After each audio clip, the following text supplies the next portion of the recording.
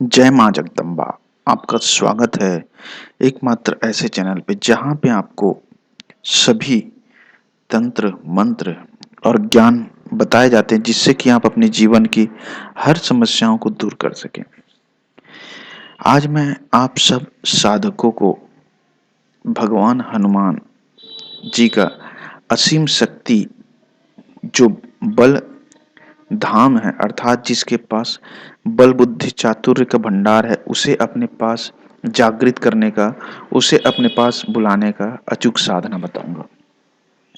सर्वविदित है जैसा कि अष्ट चिरंजीवियों में भगवान हनुमान जी अभी भी एक सूक्ष्म शरीर के साथ है।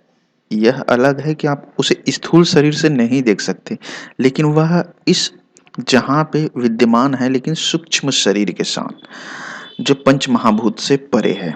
और अगर आप उसे देखना चाहते हैं, उसे बुलाना चाहते हैं, तो इस साधना को कीजिए। निश्चित तौर पर हनुमान जी आपके पास आएंगे, क्योंकि हनुमान जी को जागृत करने का, बुलाने का यही परम गोपनीय साधना है।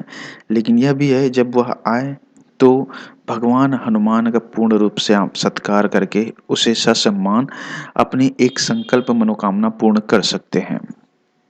एक ही करना है, और यह निश्चित है कि ब्रह्मांड में उस कार्य को होने से फिर कोई भी नहीं रोक सकता, क्योंकि जिसकी कृपा, श्री हनुमान जी की कृपा पड़ गई जिसके ऊपर, तो समझ लीजिए कि वह व्यक्ति का तीनों लोक में कोई भी कार्य अधूरा नहीं रह सकता। करना क्या है, अभी से ध्यान से सुनिए। हनुमान जी को जागृत करने के लिए मंगलवार से लेकर निरंतर में 21 दिन तक यह साधना करनी है। साधना आपको नहा धोकर पूर्ण रूप से सात्विक होकर करना है, और साधना के समय, जिस समय यह मंत्र जाप करेंगे, उस समय आपको हनुमान जी का एक बहुत ही सुंदर सा स्वरूप होना चाहिए। उसके साथ में भगवान राम का स्वरूप जरूर होना चाहिए। राम, माता सीता और लक्ष्मण जी के साथ हनुमान जी, इसका स्वरूप रखें। और सबसे पहले जब आप हनुमान जी की साधना पूरी करें, उससे पहले भगवान राम को सुमिरन कीजिए, भगवान राम का मानसिक रूप से प्रणाम कीजिए। उसको पहले आप पूजा पाठ करके फिर हनुमान जी की आराधना कीजिए। आराधना अर्थात पूजा पाठ कर लीजिए जो भी, लेकिन इस साधना को करने के लिए आपको लाल रंग के कपड़े होने चाहिए। रोली की सिंदूर जो हनुमान जी को चढ़ते हैं वो चढ़ाने होंगे।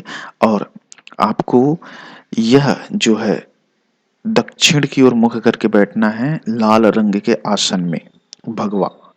जी हाँ। और उसके बाद इस मंत्र का जाप करना है प्रतिदिन आपको 1001 बार। याद रखिएगा, जो व्यक्ति इसे जागृत किया है हनुमान जी को, सिर्फ उसे ही महसूस होगा, उसे ही दिखेगा, और वह भी सशरीर नहीं, अर्थात पंच महाभूत के शरीर से नहीं दिखेगा। सूक्ष्म रूप से आपको महसूस होगा। जिस तरह हवाएं महसूस होती है, जैसे भावनाएं महसूस होती है, उस तरह से उस समय आप समझ जाएंगे कुछ चीजें अलग हो रही है। तो आपको उस समय अपने मन की मनोकामना, अर्थात जो भी संकल्प है, इस दुनिया में ऐसा कोई भी चीज नहीं है जो आप मांगे और ना दे, वह निश्चित तौर पर पूर्ण होना अनिवार्य है। मंत्र है, उसे ध्यान से सुनिए आप। ओम हम हनुमंते आगच्छ आगच्छ मम सिद्धिम कुरु कुरु फट। एक चीज ध्यान रखिए, जब मंत्र जाप करें तो संपूर्ण विश्वास और समर्पण के साथ जाप करें भगवान हनुमान जी के ऊपर। और अगर समझ में नहीं आए तो नंबर व्हाट्सएप कर सकते हैं, कोई भी समस्या।